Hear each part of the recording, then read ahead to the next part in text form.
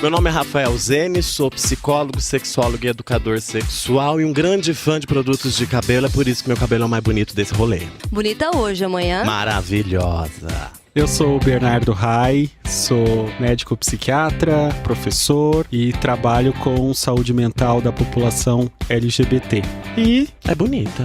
eu achei com desdém esse seu é bonita. É muito bonita. Achei bem, Obrigado. bem fraquinho. Eu só acho que em alguns momentos a senhora exagera na maquiagem.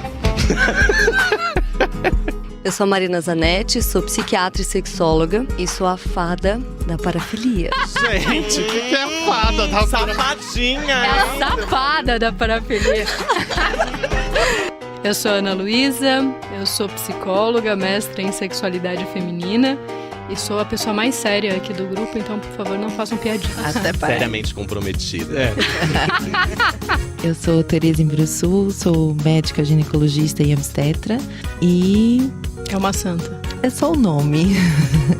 Mas a voz, o tom de voz é quase angelical. Um anjo, gente. Eu tô sentada ao lado de um Plena. anjo. E ela não Sim. fala palavrão, gente. Uma safada, um anjo. É uma deusa, uma louca, uma feiticeira. Tem homossexualismo, tem feitiçaria, Tem prostituição. tem prostituição, tem de um tudo aqui. No ar, o podcast do Coletivo C. Bom dia, boa tarde, boa noite, coletivers. Sejam bem-vindos a um novo episódio do podcast Coletivo C. E aí, pessoal, tudo bem com vocês? Olá, pessoal. Tudo bem? Eu tô boa, e vocês? Maravilhosa. Tirando o coronavírus que tá me pegando. Queridas, as pessoas acharam que a gente ia cancelar também esse episódio. Imagina. Por causa do coronavírus. Estamos todos de máscara, por favor, também. Com 1 lavem metro a de mão. distância. Lavem a mão antes de pegar o celular para ouvir o nosso podcast. E pode colocar máscara também, que eu acho chique. Pra ouvir o podcast. Aham. E mantenha 1 metro de distância, né? Eu acho isso, mas eu acho que tem que manter isso Não, um sempre. metro de Sempre. distância sempre é bom. Eu acho. Eu sei acho muito que- europeu. Não é por lei isso? Bom, coletivers, nós temos que mandar beijos para pessoas. Temos que saudar pessoas que vieram ao mundo. Um beijo, Samuca. Beijo, Samuca. Tá lá na Ireland. Irilene, seja É. bem-vindo a Earth. É isso aí. Beijo Tereza também, que veio ao mundo essa semana. Ô, Ah, Tereza. minha uma xará. Xará, Dos homens, já nasceu santo. já nasceu pequenininha Abençoada. santa. Iluminada. O que mais? Pro nosso amigo Black Gold, que se encontra-se em Melbourne, na Austrália. A Details. Details, Beijo. @lar de detalhes. Ó, o merchan, amigo.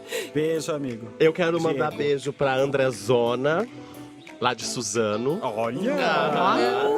Quero mandar beijo para a Chiofana e o Lu. Chiofana você I conhece. know her.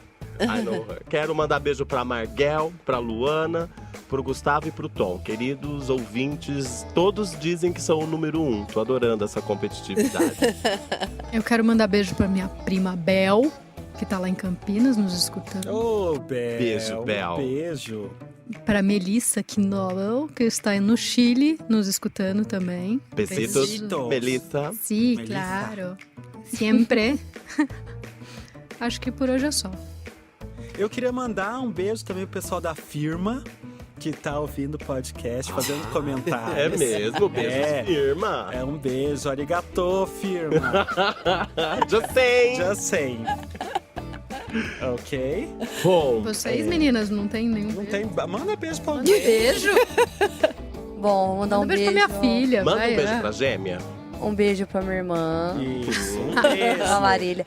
Pra minha irmã mais velha também, Natália. Beijo, Natália. Natália. E para os meus pais também, porque eles também são da minha família. Isso aí. Mas Beijo, eles pais. Tá louca.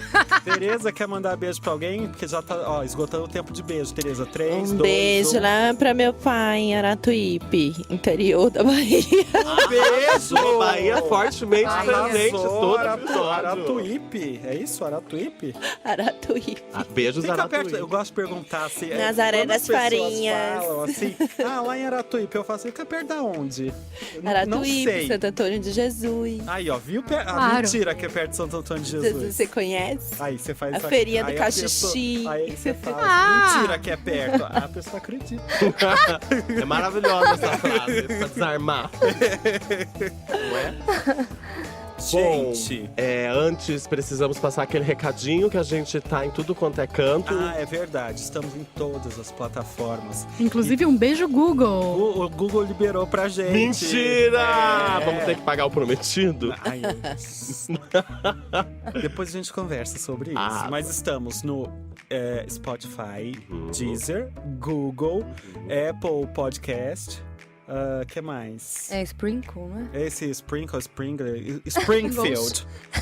Estamos ao vivo em Springfield também. Um beijo, Bart. Beijo, Bart Simpson. E hoje a gente vai falar de um tema que nos é muito caro, principalmente para mim, Bernardo, e para o Rafa. Fala isso, é o Rafa, que é o que a gente se dedica a estudar já há um bom tempo e que é saúde mental da população LGBTI+. Então, eu comecei a pensar a respeito, e aí num livro que eu tô participando, ficou padronizado como LGBTI+. Olha. E aí, tô discutindo isso com várias pessoas para entender, né? Eles tiraram o A? Então, Entrou no agora entrou no mais. O que? Eu fiquei em dúvida se não é uma questão mais que é polêmica de colonização, assim. Por que a gente precisa usar queer se a gente pode usar trans, não binário, né? Então, ou andrógeno, né? Então tem todas essas questões. A minha dúvida realmente é com o A.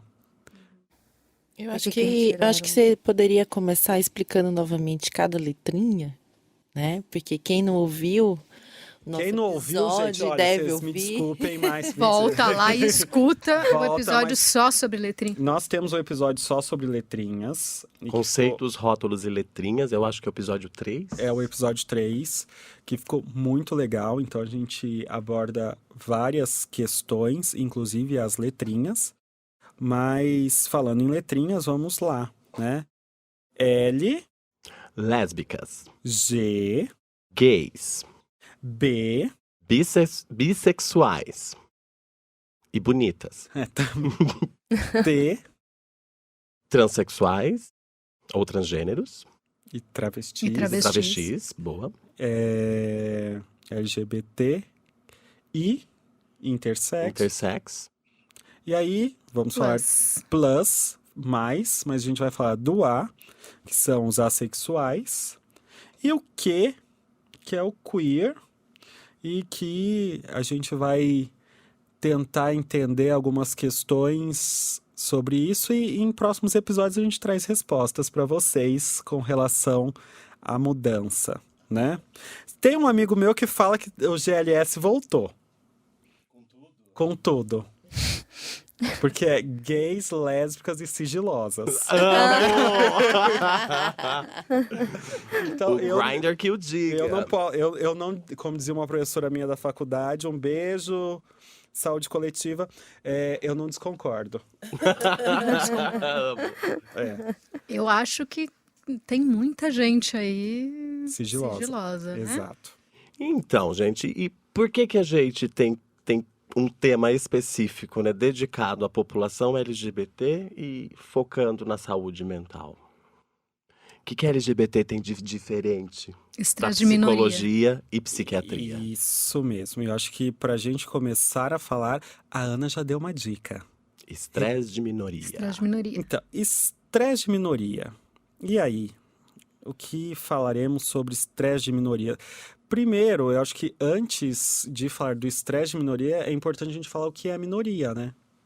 E se é minoria? Então, essa é uma discussão, né? A minoria é um grupo populacional e que o fato de ser minoria não é uma questão quantitativa, é uma questão, digamos, qualitativa. Então, fazer parte de uma minoria não quer dizer que você está em menor número. Muitas vezes você está em maior número, como as mulheres no nosso país.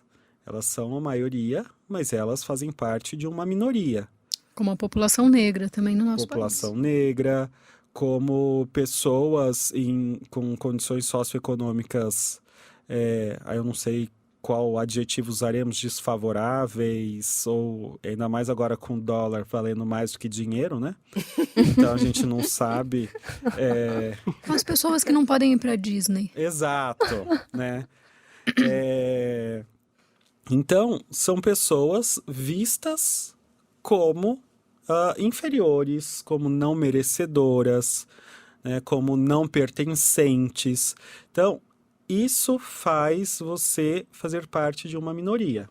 Talvez seja uma definição assim, são pessoas que saem do padrão estabelecido socialmente naquele momento histórico. Isso. Sim. Que não apresenta as características desta maioria. Que você sai do grupo hegemônico. Ai, falei bonito, Falou gente. lindo, Ai, falou eu lindo. nem sabia que eu sabia falar Características estas, né, que eu me pergunto quem decidiu como padrão. Aí entraríamos numa discussão, quem sabe até política, de grana, economia religiosa, entende? Todos, porque não é de hoje que essas características e esses padrões são tidos como a maioria. Provavelmente tem a ver com quem está ao poder. Sim, Ao longo da Quem história. sequestrou o poder ao longo da história. também. Poder e economia, né? O poder em mão, né? E aí, a partir do momento que daí se tem que esses se dois... tem a minoria e a maioria. O que acontece? O que acontece? Então, o que eu acho muito interessante é que apesar disso existir há séculos, só no meio da década de 1990 é que surgiu esse conceito de estresse de minoria. E quem cunhou foi um psiquiatra chamado Meyer, né? E que é um cara bastante interessante, que ele faz pesquisas há muito tempo sobre população LGBT e ao longo desse período ele percebeu que existia um padrão, né, de estresse nessa população e que pode ser expandido para outras populações, né? E que é esse conceito de estresse de minoria ou estresse minoritário, né? E que a gente vai falar um pouquinho sobre agora. Então, quem quer falar, gente? Ninguém quer falar. Rafa! Vamos falar, então. Vamos falar. Por que é importante, né, nós, como profissionais, considerarmos o estresse de minoria? Pelo efeito causado justamente nessa saúde mental. Né? Conviver numa sociedade onde suas características não são bem-vindas, pelo contrário, você sofre violência por causa delas.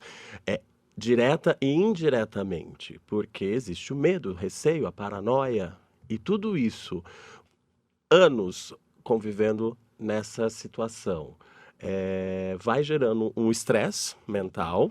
Estresse, então, é legal a gente definir sempre algo externo a nós, que causa complicações e problemáticas internas e mentais.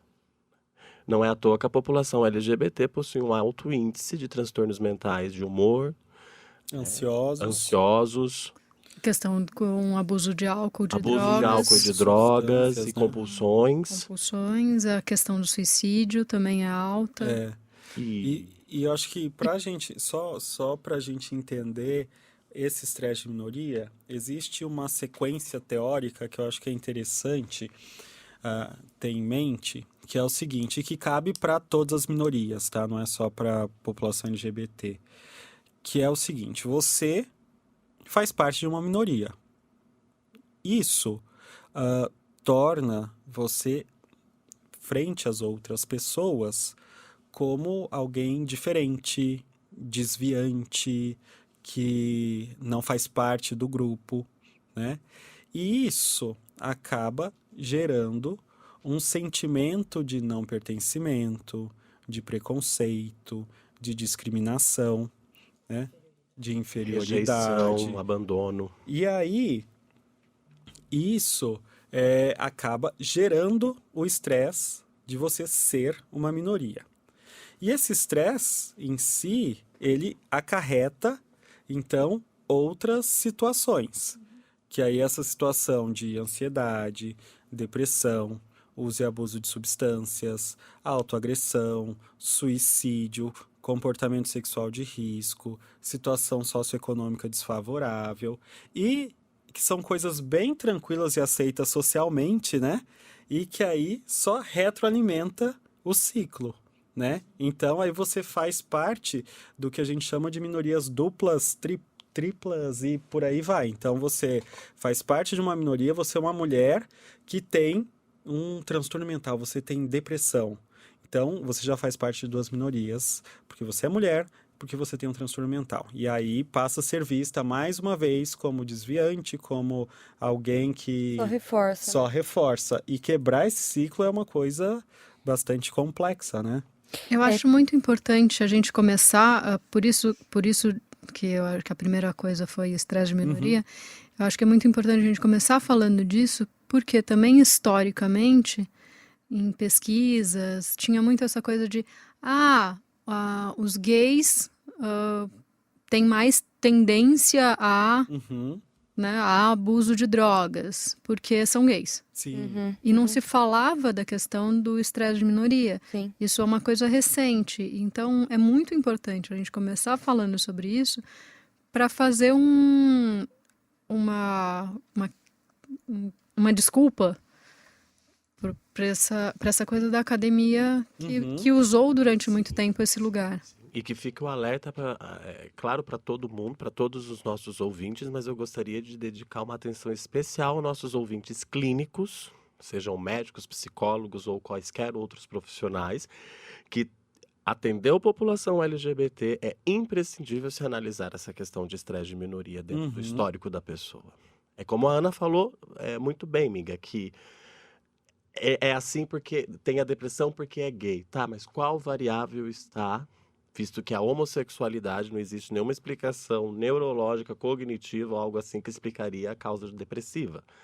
Então, para o amigo e colega profissional da saúde, que seja imprescindível dentro da sua anamnese, da sua entrevista, do seu tratamento, considerar o estresse de minoria, quando for atender a população LGBT, principalmente nas áreas de saúde mental.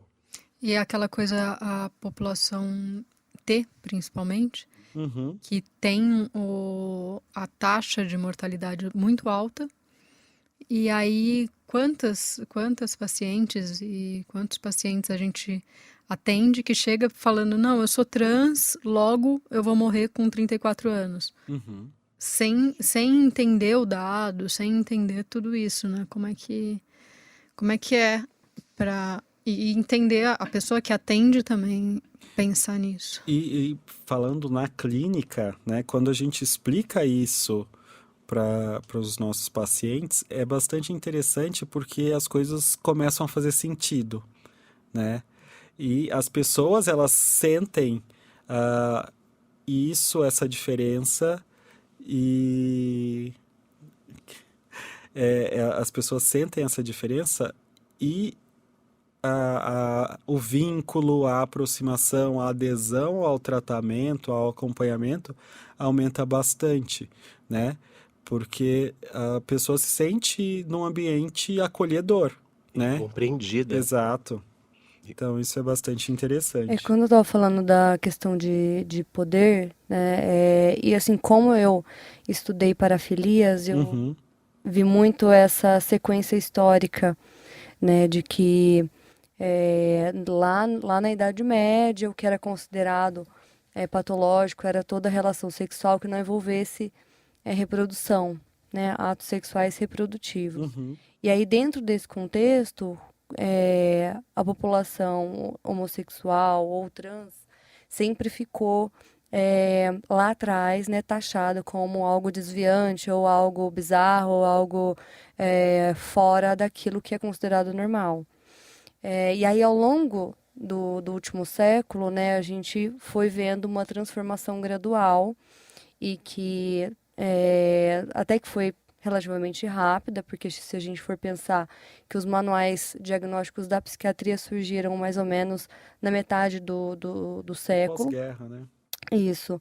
E aí, com o tempo, com as manifestações e com o ativismo, os homossexuais conseguiram aos poucos ir saindo dos manuais, porque não foi algo abrupto, né? A psiquiatria no começo começou como um transtorno de personalidade, depois passou como um transtorno parafílico e depois ficou como um sofrimento causado pela homossexualidade e por fim acabou saindo, mas eu acho que demorou bastante, porque saiu lá para quase década de 90 que saiu mesmo, né? Dos manuais. Na CID foi na década de 90 e no DSM foi em 70 e algo, né? Acho que 79. 73. 3?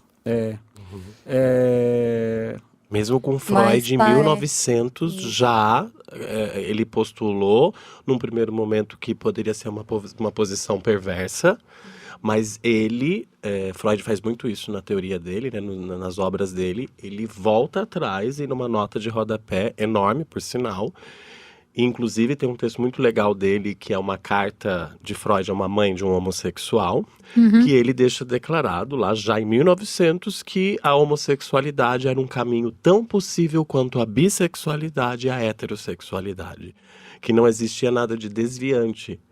E ainda demoramos 70 anos. Muito tempo. Não, E se a demoramos gente for 70 ver- anos, não. Outro dia ainda teve um candidato à presidência que falou que aparelho escritor não reproduz. Sim, Uhum.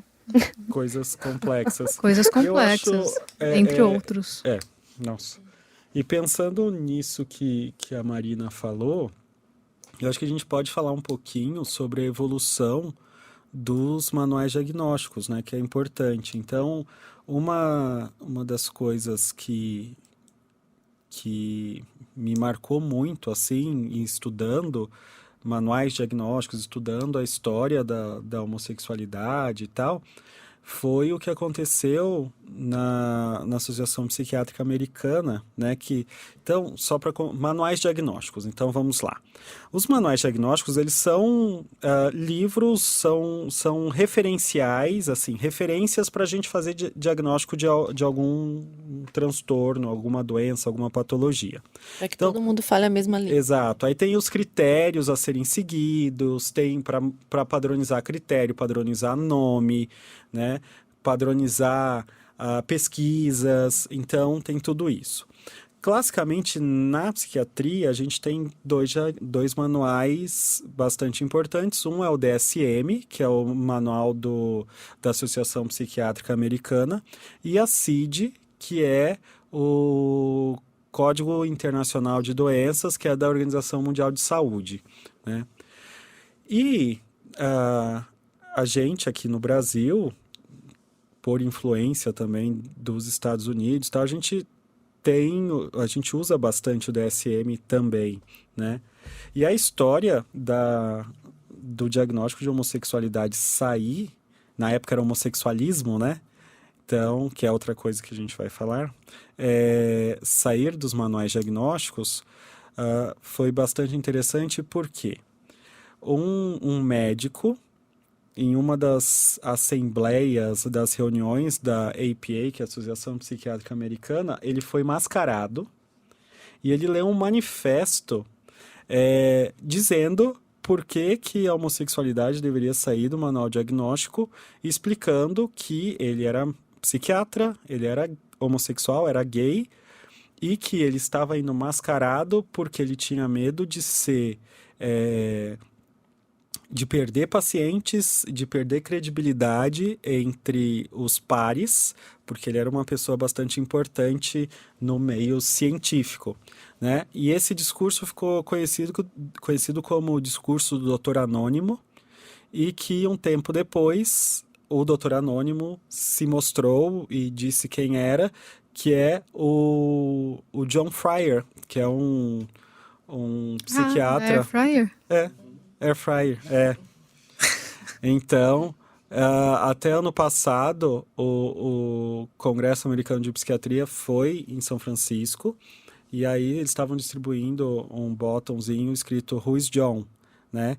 Para lembrar essa história, e que depois disso a associação se organizou e tal, e na revisão de 1973 saiu a homossexualidade dos manuais diagnósticos, mas a transexualidade continuou, né? Então, que esse aí é uma luta uma louca. luta, essa é uma luta complexa, né? Já tivemos algumas evoluções, eu acho. Então, a questão do DSM-5, que antes era do 4 para o 5, que era transtorno de identidade de gênero, e agora o nome virou disforia de gênero, e o DSM aceita como não patológica a variabilidade de gênero. Então, as expressões de gênero e as vivências de gênero, as identidades de gênero que a princípio não seriam cis, né? Elas são vistas como algo não patológico. E a CID-11, né? Que melhorou bastante também, e que criou um capítulo sobre condições relacionadas à saúde sexual, né? No SUS a gente usa a CID Sim.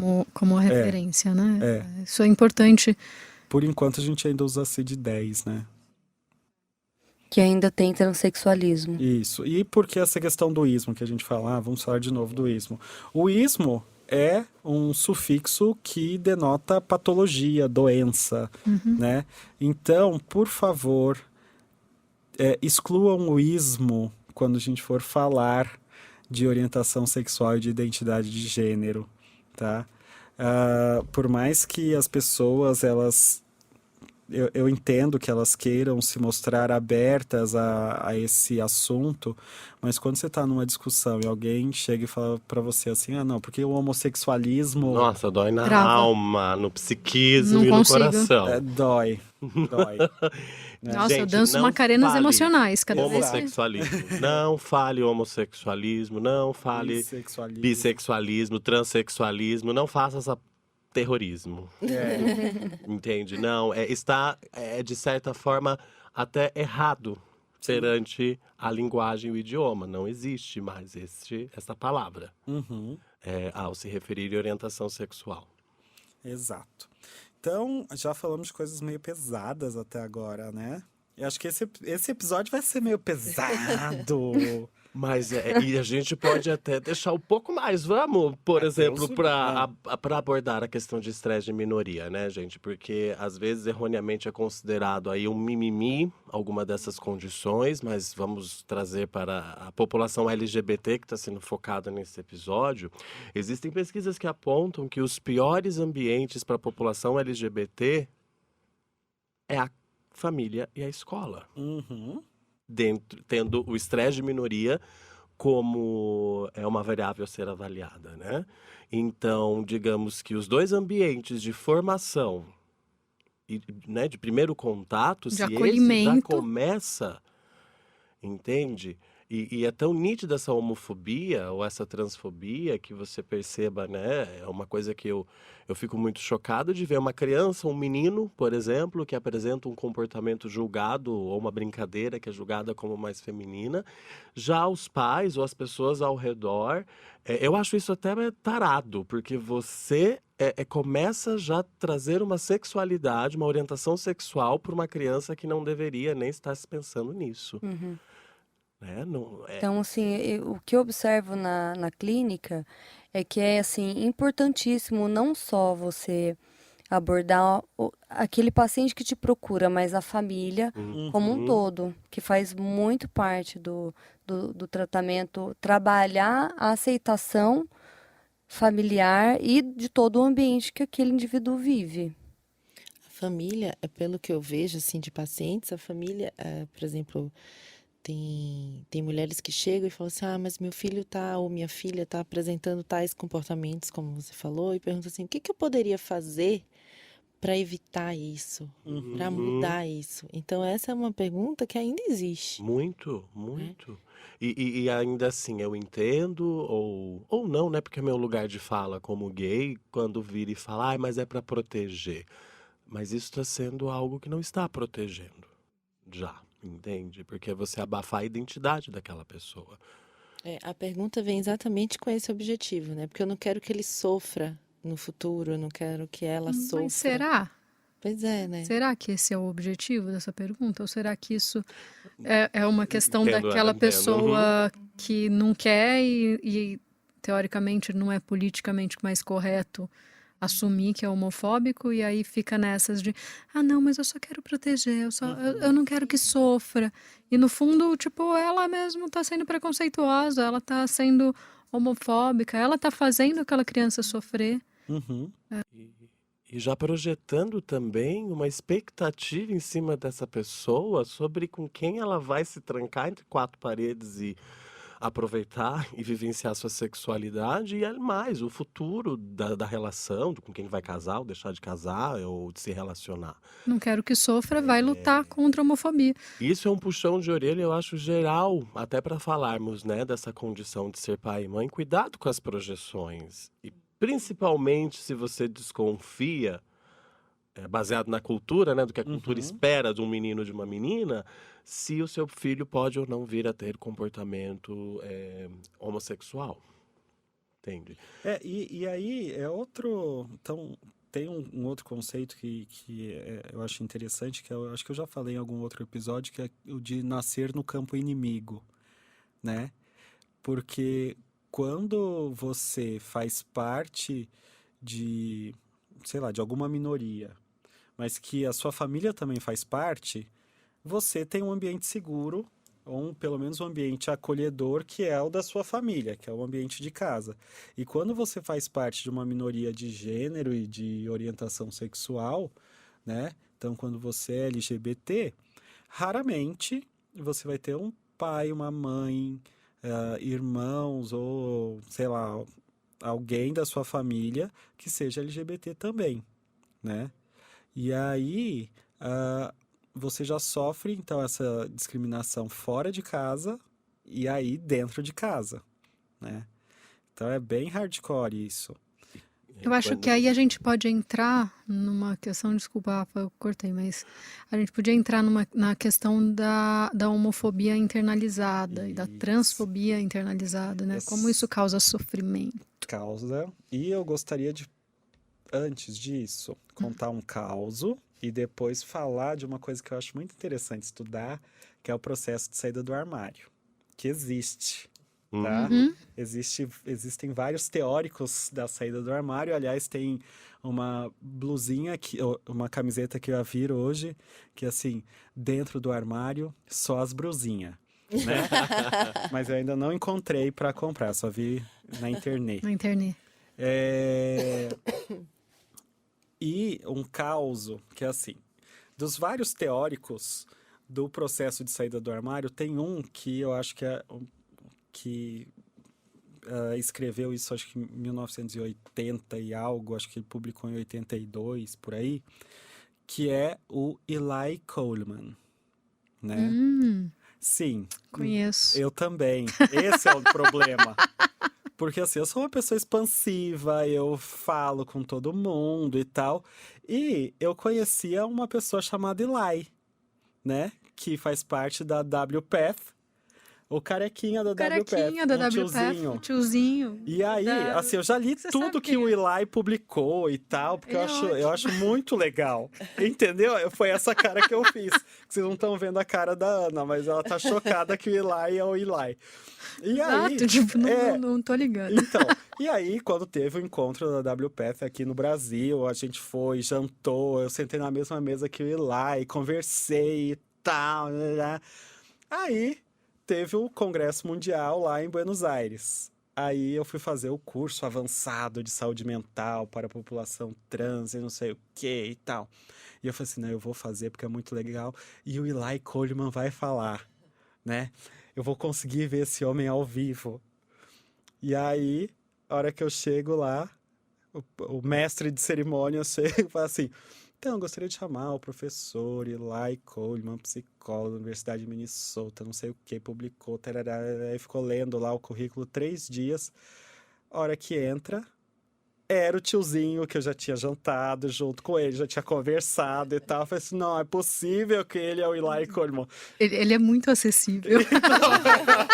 Ele é fora do armário, gente. E aí depois, eu falei, eu preciso tirar uma foto com esse homem. A hora que eu fui eu já tinha conversado horrores com ele antes, mas depois que eu descobri que ele era o Eli Coleman, eu não conseguia falar com ele. Travou. Eu travei. Aí a Denise tava pra tirar a foto e falou assim, menina, fala com ele, você não queria tirar a foto? Eu falei assim, é que eu não consigo, Denise. Nunca vi você assim. Aí ela explicou pro Eli o que tava acontecendo e tal, e tirou uma foto minha que eu tenho guardado com muito carinho. Arrasou. Então, é o Eli. A Ana tá chocada também agora. E conta pra gente da teoria dele, é muito Então, interessante. O Eli, ele fez essa teoria avaliando vários casos, né, várias pessoas, e tem o modelo dele tem 5 estágios. É interessante a gente pensar nesse processo de saída do armário como algo não linear, tá? E que você pode ir para frente no estágio, né? Voltar, você pode ficar parado em um deles. Então, é bastante interessante você ver isso nas pessoas e nos nossos pacientes. Você consegue entender, né? Esses estágios. E lembrando que nos homens gays, homens cis gays, esse estágio, esse processo, né, ele acaba sendo mais contínuo, então uma linha reta, mais ou menos. Nas mulheres cis lésbicas, ele tem um aspecto mais em espiral, então ele não é tão reto, então ele vai circulando, né? Parece uma Achei espiral. um pouco machista. Você achou? Por que a mulher tem que ser espiral, né? Não sei, mas é o Por que... causa do ciclo de resposta da Bação? Não sei, gente, que isso? Socorro! Eu viajei. Não, eu só tô dizendo o que as teorias falam. As teorias do processo de saída do armário. Por que a mulher é sempre circular? Coitada das mulheres. As mulheres também podem ser Gente, retas. então, né? podem ser retas, mas eu acho que... Mas então, esse é o... publiquemos, então. Esse é o mood atual. Publiquemos, eu acho que é isso, né? O que temos publicado é isso. Certo. Se você tem uma outra Me teoria... incomodou um pouco O que te incomodou nisso? essa diferenciação entre homens e mulheres. Não, mas... Saindo do armário. Isso. Mas Acho que é porque deu uma... cultura, Eu entendi. Deu um bug na minha Calma, cabeça. deu um bug, calma. Ele tá falando da teoria Eu não sei. do... De como do é a Eli. saída do armário. Não, De como é a saída do armário. Não quer na verdade, dizer não é que... a teoria do Eli. É porque existem várias teorias, e aí eu tô dizendo que o que essas teorias abordam ou dizem. Então, e como também é diferente a saída do armário para pessoas trans. Ah, tá bom. Uhum. Entendeu? Tá. Desculpa, eu quis falar só porque me incomodou e aí... Ah, tá. Então, é que Mas isso não significa absolutamente nada, é uma opinião minha. Ah, tá. Acho válido. Eu também. Então, que assim, estou apresentando teorias, tá, gente? É isso. E aí, nesses 5 estágios do Eli, o primeiro é o pré-coming out, né? Então, a pré-saída do armário, e que é interessante porque é aquele momento em que você não sabe direito o que está acontecendo, né? Tá ali com o comichão. Você tá, tem alguma coisa, né? É alguma coisa rolando quando você olha ali pro Isso, ladinho. e aí você não sabe o que é. Então, aí, em algum momento, você fala assim, O que será isso? E aí vem a exploração. Como a gente explora? Ah, gente, aí, ó, você pode usar os artifícios, Os recursos que cada um que já tem. foram ditos em episódios anteriores. Pornografia. Posso explorar em espiral? Pode! E em linha reta também. Também. Você pode explorar do jeito que você quiser, né? E aí, essa exploração... Pode ter mãozinha de orangotango. Pezinho, Pezinho de orangotango. Olha! Pode Lembra? ter. Mas a exploração, na realidade, é um processo ainda, muitas vezes, pré-relacionamento. Então, é de... Que vai da fantasia, né? De fantasia, e aí você vai, por exemplo, começa a ver pornografia e você se sente mais atraído pelo homem ou pela mulher. Então você começa a olhar o mundo de uma maneira diferente. Depois disso vem as primeiras relações. E que não necessariamente são relações agradáveis, né? Até porque às vezes não tem envolvimento, né? É uma questão exclusivamente sexual, tem uma questão de achar estranho, de achar proibido, né? E aí, nesse momento, então, antes disso, já começa a surgir a questão da homofobia. Uhum. Né? Pensei nessa No pré-coming out. pré-coming out. É. Já consigo ver vários pacientes ali já na homofobia e na transfobia forte ali. Exato. Porque Inteiro. é a homofobia, gente, que é a chave do armário. Uhum. É a porta do armário. É a Porta, porta, né? é a homofobia, porque se não fosse ela, por que as pessoas teriam a necessidade de, primeiro, estar dentro de um armário? É nisso que até o estresse de minoria, e junto com a homofobia internalizada, pega. Não dá pra gente generalizar, porque a gente sabe que tem pessoas heterossexuais que possuem famílias muito rígidas e que não permitem um namoro, uma relação, mas vai para além disso, né? É a própria pessoa sabendo e se colocando a proibição, que isso não pode acontecer, porque é pecado, porque é errado, porque é sujo, porque é meu pai, não sei o que lá, porque eu não vou ser aceito, porque eu vou morrer infeliz e sozinho. Então, para mim, a homofobia, ela... É verdade, a homofobia é a porta e a homofobia internalizada é a chave.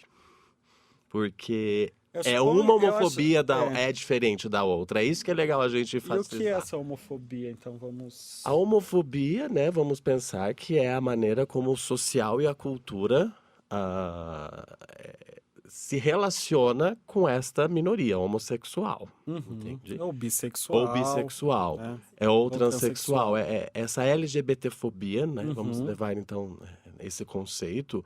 Ela é justamente uma resposta por não se enquadrar à regra, à norma, à maioria. E que existe, que não tem como a gente dizer que ela não existe. As estatísticas estão aí, né? Matando transexuais, tendo violência sexual contra lésbicas, violência, estupro corretivo, nossa, eu tenho pavor dessa expressão. Tudo isso é a LGBTfobia, que pode ser tanto expressa na porrada e na morte. Vale lembrar que é também falar, fazer piadinhas ou desmerecer ou qualquer apontamento que diminua essa pessoa por essa característica. Anos e anos ouvindo uma cultura, você nadando num rio que água abaixo vem um monte de comentário homofóbico, você engole um pouco dessa água. E aí entra a homofobia internalizada, Nossa, que é gostei. o aprendizado dessa homofobia. Gostou que do eu quê? Calma, fiquei confuso agora. Bebe a água. De beber a água. Bebe a água. Olha, porque eu achei que ela queria só matar as bichas afogadas. Eu já fiquei nervosa. Eu já peguei minha lâmpada aqui. E você falou do rio e que você está bebendo da água. A água vamos Olha, pensar, rolou você tá até nadando uma- no churume, entende?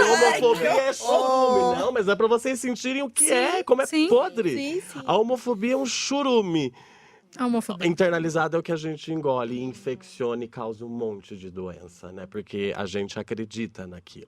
E eu acho que isso é muito importante, principalmente hoje em dia, a gente bater nessa tecla do como que está sendo aceito piadinha homofóbica, comentáriozinho homofóbico, sim. transfóbico. O que aconteceu agora com o Drauzio Varela, porque ele abraçou uma trans e aí, nossa, o mundo caiu. Tem um monte de coisa muito mais importante para ser falada, mas o abraço dele na moça trans, na Suzy, foi um assunto tipo, importantíssimo de se falar. Não é, gente. Afeto é afeto. Pessoas são pessoas. Aliás, um beijo, Drauzio Varela. É isso aí. Beijo, Drauzio. Eu tenho uma foto com o Drauzio também. Que eu tirei na Drauzio. faculdade. Eu morro de vontade de conhecer ele. E eu tenho uma amiga que mora no prédio dele. Ai, gente, amiga do Rafa, chama a gente pra almoçar. Eu não vou falar o endereço, mas não fica em Janópolis. Não, tô chocada. Não fica perto do Mackenzie. Tá louca? Tô Não posso chocada. falar mais, eu não Vocês- posso falar mais, senão eu sou presa por stalker. E vocês sabiam que ele chama Áuzio? Áuzio? Não. Só que como é doutor Áuzio, virou Drauzio. Eu não sei se é verdade. Mentira. Ah, Marina. Marina, Eu tava achando que a era... Marina entrando no clima Não, das não, pessoas não, fazendo a fake news, O palhacito montando. tá do lado dela, ali me dá um pouquinho. O que aconteceu hoje Gente, com a Marina? Foi muito Ari Toledo essa piada. Tiozão do pavê. Tipo, Dramarina Zanetti? Tipo Dramarina. Dramarina. Nossa, Daqui a Mas, pouco estão me gente, chamando de Dramarina. nossa, o pior é que eu acreditei. Aí, rapidinho, só pra finalizar, então, tem exploração, tem tudo mais. E aí tem um momento que chama integração. E que é o momento em que as coisas fazem sentido e que você sai do armário, se empodera e deixa de ser... Uma vez um amigo meu falou assim, você deixa de ser a bichinha pra virar a dona bicha, Arrasou. né? Então, é isso. Deixa de ser aviadado. E, gente, não puxa ninguém do armário, não, tá? Ah, Esse é um é processo verdade. individual. Não adianta Às a vezes melhor dá vontade, amiga, mas- família, os amigos. Ai, vamos ajudar o fulano. Aquele empurrãozinho. Vamos explodir o armário É um dos momento outros. que é importante cada um desses passos. É importante a vivência ser, né, vir nessas doses, onde cada pessoa define a sua maneira de explorar, tanto sexualmente quanto afetivamente, culturalmente, socialmente. Tem tudo isso. Então, não tira ninguém do armário, não. Mesmo. E no nosso meio, né? Eu digo nós porque eu também. Eu me considero um LGBT, porque eu sou um LGBT. Dentro do nosso meio, vamos parar, gente, de puxar as bichas do armário, as sapatão do armário, as trans do armário. Gente, olha, vivenciei cada coisa nesse carnaval. Mesmo. Nossa, de trio elétrico, o pessoal falando assim, que tal fulaninho? E não sei o que com o namorado. E tipo, o cara... A princípio, ele ainda estava no armário.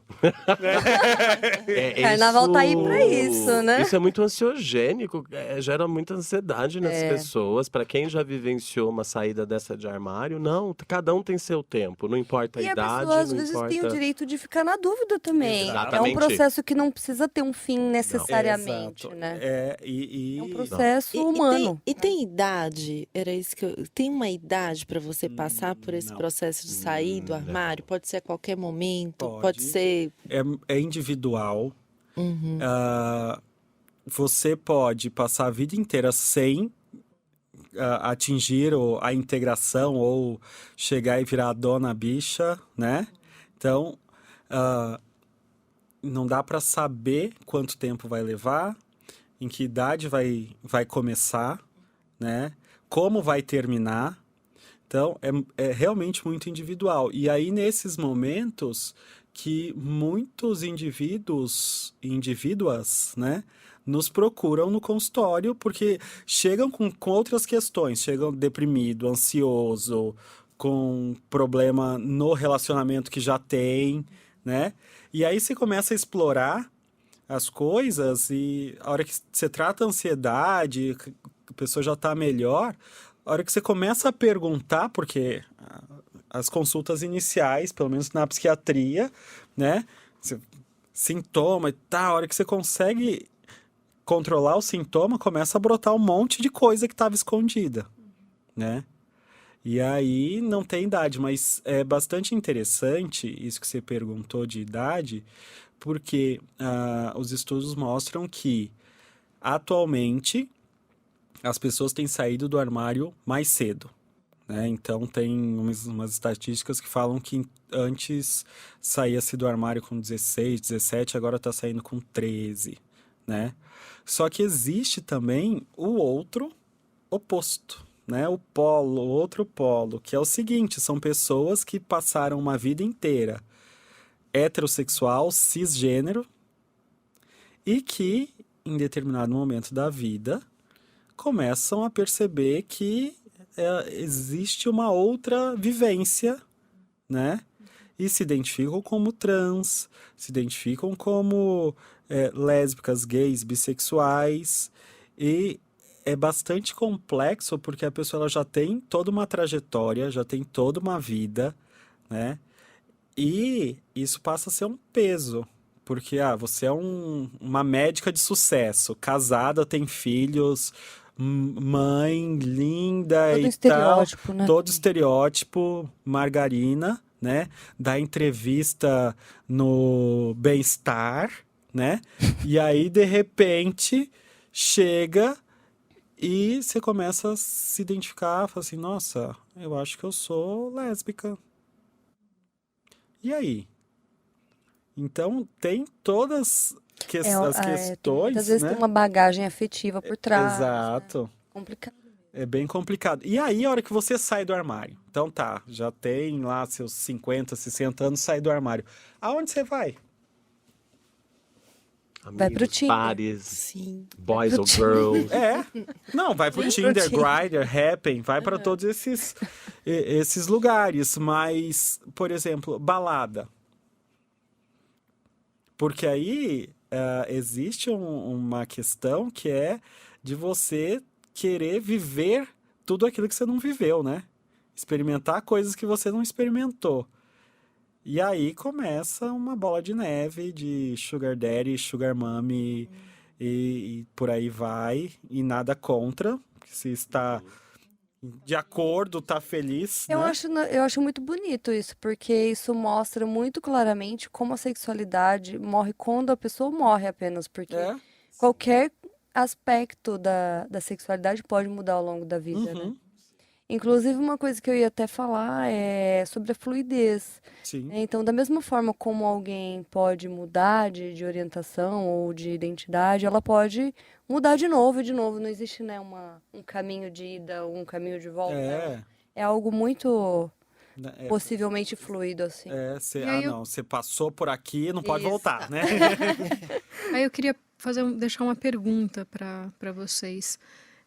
Vocês acham que essa questão da saída do armário, o Rafa falou, é fundamental, mas o que eu fico pensando utopicamente, será que isso será necessário se a gente tiver uma sociedade mais igualitária, uma sociedade menos homofóbica? Porque assim como um hétero não tem que avisar que é hétero, não tem que sair do armário para ser hétero, Sim. O homossexual também não precisa, né? Sim, mas é legal enfatizar que quando a gente propõe a saída do armário é para si mesmo.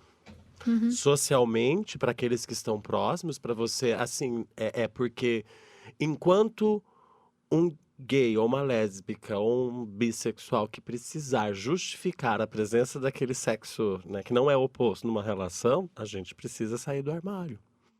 Mas eu concordo, uma sociedade igualitária não existiria a porta. A porta não Entende? Que seria uma... Existiria só as brusinhas. Só existiriam as brusinhas. Então... Cada pessoa Só arara, seria né? única. É só arara. Só arara. A pessoa E este fator, né, gente, eu acho importante. É essencial essa saída para você ter essa plenitude que todo heterossexual pode provar. De pelo menos a sua... Não é a ideia de sair cantando aos 7 ventos, 8, 10. Se você quiser, faça. Mas para os seus semelhantes, para o seu ambiente de trabalho, para você, para a sua família, de você poder levar o seu esposo ou sua esposa para um jantar da firma. Entende? São questões que, às vezes, a vivência heterossexual... Dar a mão na rua. A vivência heterossexual, às vezes, não passa por essas questões. Mas um gay já se sente vou falar de vivência pessoal, que um gay já se sente inseguro. Se eu estou fora da região que a gente mora, por exemplo, que é a Frei Caneca, eu me sinto mais inseguro de dar a mão para o meu marido. Que para quem não mora em São Paulo, a Frei Caneca é patrimônio, inclusive, da Unesco, né, de diversidade. Tá, querida. A Frei Caneca. É uma rua da diversidade. É uma rua da diversidade. Da América Latina, inclusive da América Latina, no centro de São Paulo. Que ali é comum essa vivência da diversidade. E é interessante porque, assim, a saída do armário, ela também acontece... um dos processos, uma das etapas, é você se aproximar dos seus, né?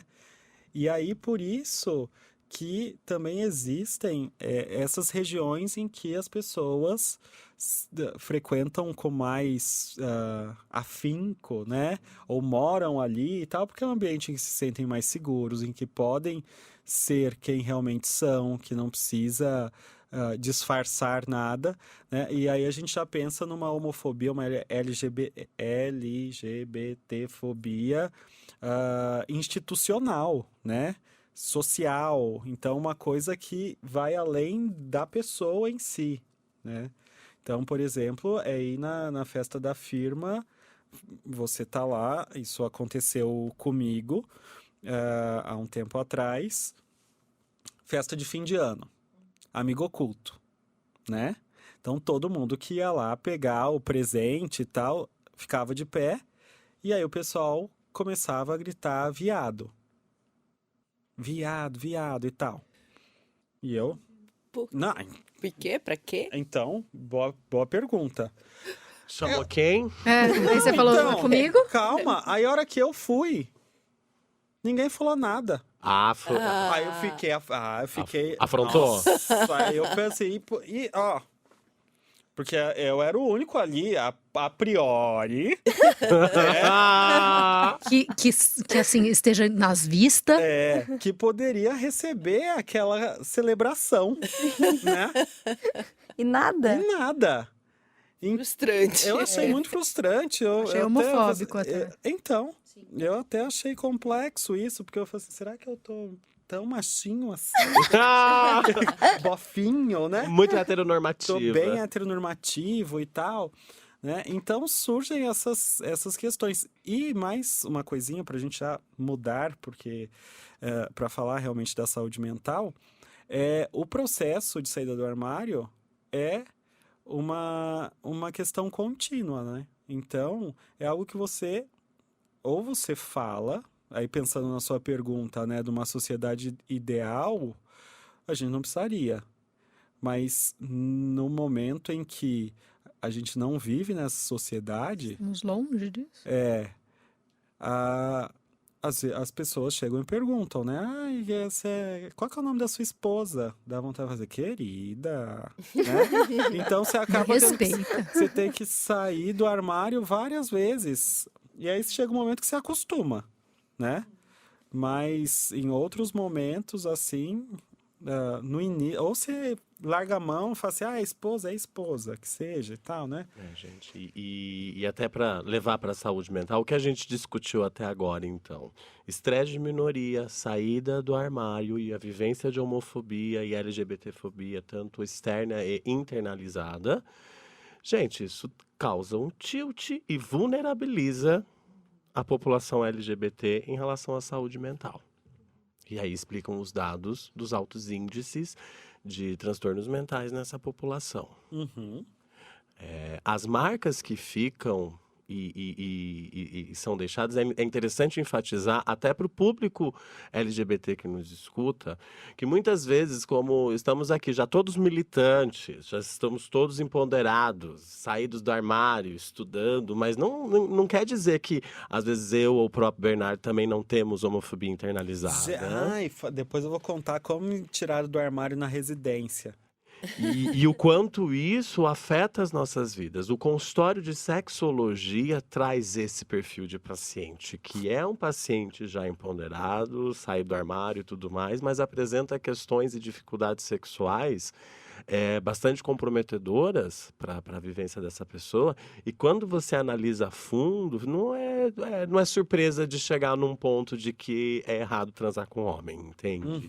Que ficou um conflito lá atrás de se ver como inferior perante os homens heterossexuais. E por aí vai, é uma individualidade. Eu poderia citar vários e vários casos que é muito individual, mas Não marca. gosto de andar na rua de mão dada, porque... Sim. Exato, ou que evita afeto até dentro de casa. Quantos casos Porque eu preciso respeitar. A sociedade. Tem que respeitar a sociedade, né, Entendi. gente? Porque Então, já se viu isso. Sim. É um tempo É. inteiro Pouca vergonha. vulnerabilizando. Não, mas eu não gosto nem de hétero se beijando. É. Né? Essa fala é muito boa também. A outra fala que é boa é assim, nada contra. Eu respeito. Não aprovo, mas eu respeito. Aham. Já ouvi isso também. Tinha que estar batendo continência pra gente, amor. Querida. E aí, falando em saúde mental, então a gente já viu todo o processo aí. E lembrando que os transtornos mentais, né, os diagnósticos e as doenças que sejam, elas são multifatoriais, né? Então, tem uma vulnerabilidade biológica, genética, mas também tem um componente social, de vivências, ambiental muito forte. Então, a interação entre esses fatores, né, de vulnerabilidade, eles fazem surgir sintomas e, possivelmente, algum diagnóstico, né? E aí, como a Ana disse no início, né, que em relação à discussão de que a pessoa está deprimida porque é lésbica, né? Não, ela está deprimida porque ela está deprimida, porque ela tem vulnerabilidades biológicas e ambientais que fizeram surgir os sintomas e, consequentemente, a doença, né? Então, isso é importante ter em mente. E a gente sabe que, então, transtornos de humor, né? Principalmente depressão, transtornos de ansiedade e uso e abuso de substâncias são bastante altos nessa população. Né? Existem outros diagnósticos, mas comparado com a população hétero-cis, né, não faria tanta diferença. E tem algumas características que são interessantes, né, no surgimento desses sintomas e do diagnóstico, principalmente no que diz respeito ao uso de substâncias, né? Que eu entrei no estudo de sexualidade pelo uso de substâncias, não porque eu estava usando, tá? Mas por estudar o uso de substâncias. Eu também. Foi primeiro substâncias, depois sexualidade. Porque esse dado me chamou a atenção quando comecei a trabalhar com... Eu comecei com travesti já logo. Você já começou, Já chegou né, com os dois Ana? pés na porta. Já cheguei ali. E como é que foi essa experiência, Ana? Como assim? Não, De migrar para essa área da sexualidade, de gênero. Migrar para a sexualidade. É que eu comecei já trabalhando com as travestis profissionais do sexo, né? Tá. E aí foi meio que seguir o caminho. Seguir questão de sexualidade das profissionais do sexo, as mulheres cis, e foi indo. Foi indo quase que como uma rio. crescente, como um rio, exato. É mais com águas limpas. Não Com águas chorou. limpas Né? que fluem na nossa cara. Águas da ideologia do gênero, né?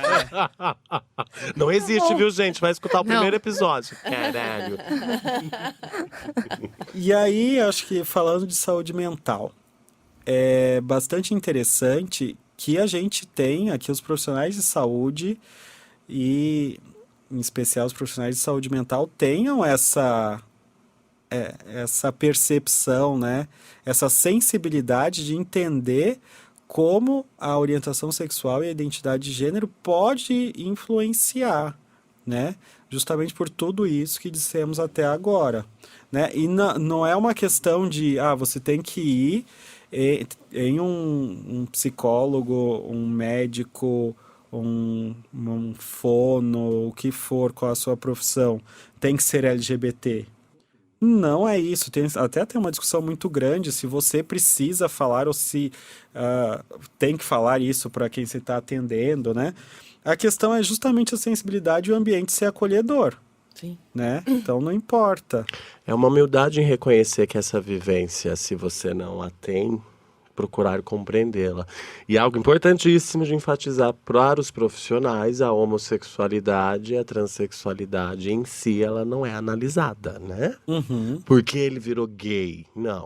É maravilhoso. Não, porque é comum chegar no consultório de psicologia E perguntar se foi violentado. Exato, eu escuto relatos horríveis de pessoas. Rafael, parei minha terapia com um terapeuta anterior, porque comecei a perceber que a minha sexualidade virou o foco, sendo que para mim não era.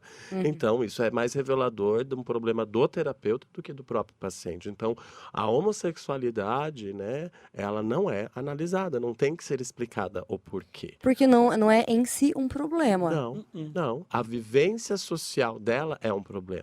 E entramos até, então, enfatizando um pouco que a Organização Mundial da Saúde, os conselhos de medicina e psicologia não reconhecem as terapias de reversão sexual, a cura gay, como um tratamento. Não há evidência científica. Porque não há cura para quem não é doença. Não. O único estudo que a galera, às vezes, adora citar, que era de Spittler, até postei, que era esse estudo, que foi o único que apontou... Por telefone ainda. Ele apresentou, o próprio pesquisador falou, gente, desconsidera porque eu não fui justo, eu não fui... A metodologia apresentou erros graves. E o único estudo, então, caiu por água abaixo, enquanto nisso várias organizações do mundo fazem vários e vários estudos que não há o que ser curado. A gente tem, então, as terapias de afirmação, na realidade, que é você auxiliar a pessoa a ter essa vivência, a acolher essa própria homossexualidade ou entender a transexualidade ou compreendê-la e vivê-la. Então, também não é terapia de afirmação que eu vou chamar como terapeuta e vira bicha. Não. Dá 3 tapas na cara, querido, você é viado. Sapatão! Pá, e vira. Mas também não é chegar lá e falar, olha, eu vou te curar da sua... Até porque, né, gente, se cura gay funcionasse, meu consultório estaria com fila de mulher hétero. Just saying. Deixa aí no ar. Entenderam a analogia? Se cura gay, cura hétero. E mulher hétero, se ela tivesse a opção de namorar outra mulher ou um homem hétero, eu acho que a gente teria uma população bem grande no consultório. Falando, me vira sapatão, me vira lésbica. Então, gente, a própria sexualidade, né, a gente vem discutindo o quanto ela é um espectro confuso e complicado de ser vivenciado, como enfiar uma cura, uma terapia de reversão aí no meio. Então, não se analisa e não se problematiza a sexualidade, né? A orientação sexual, aliás.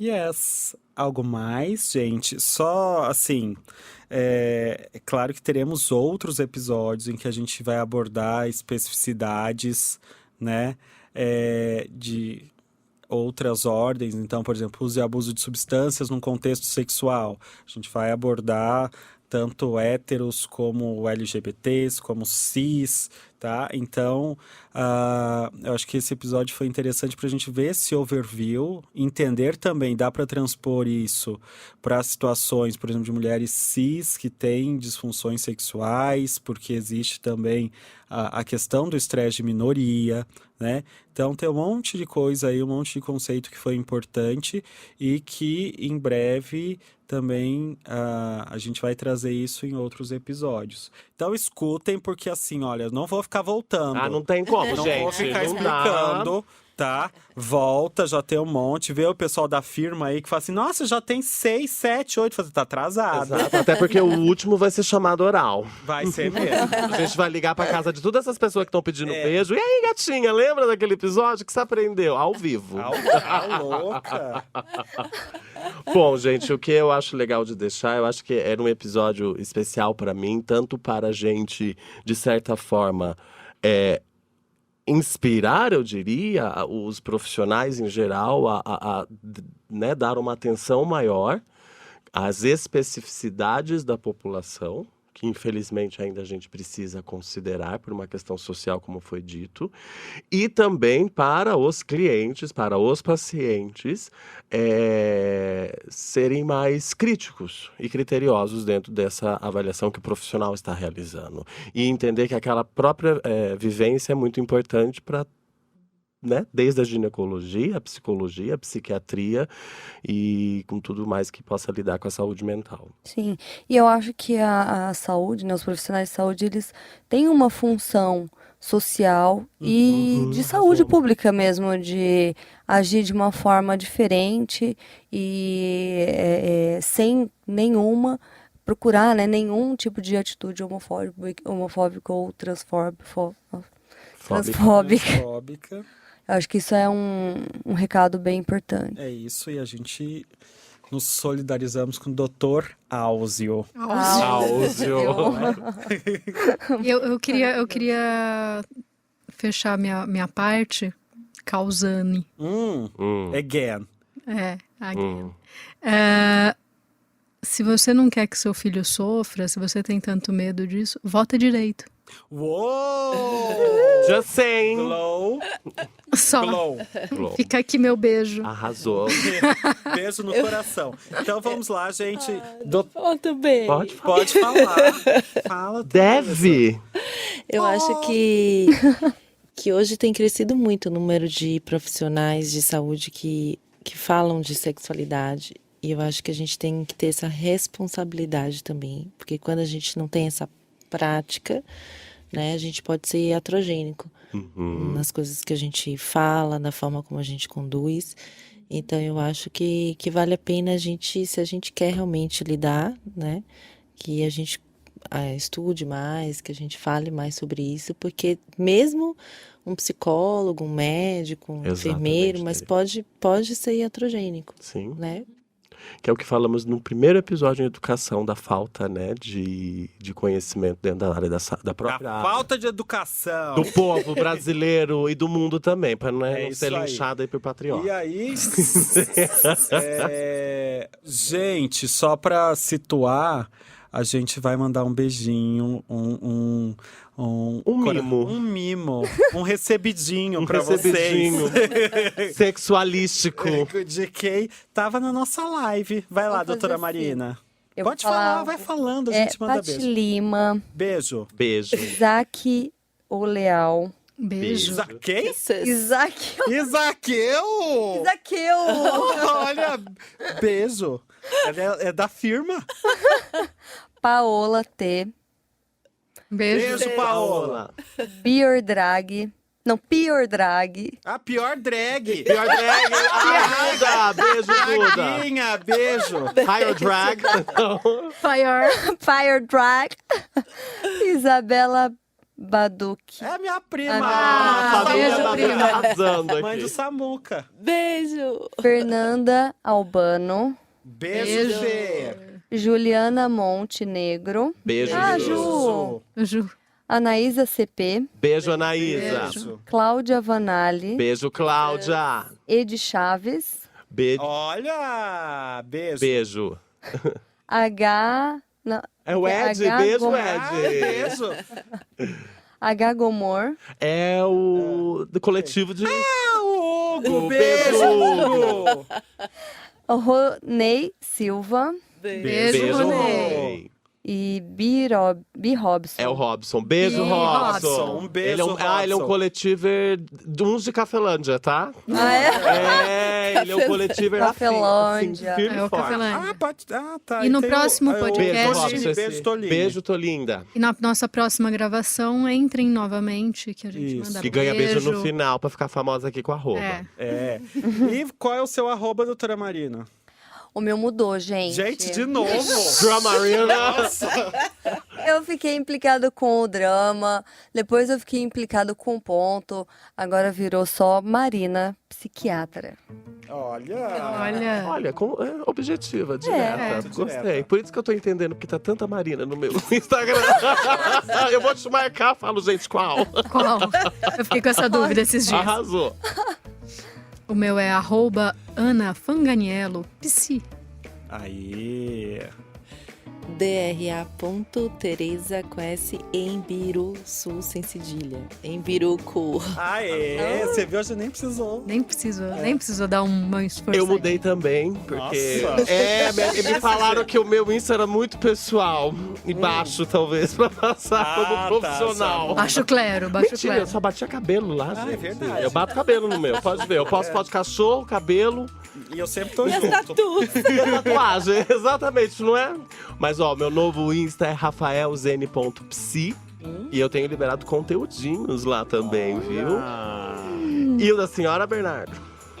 O meu é… Diga. Vou falar.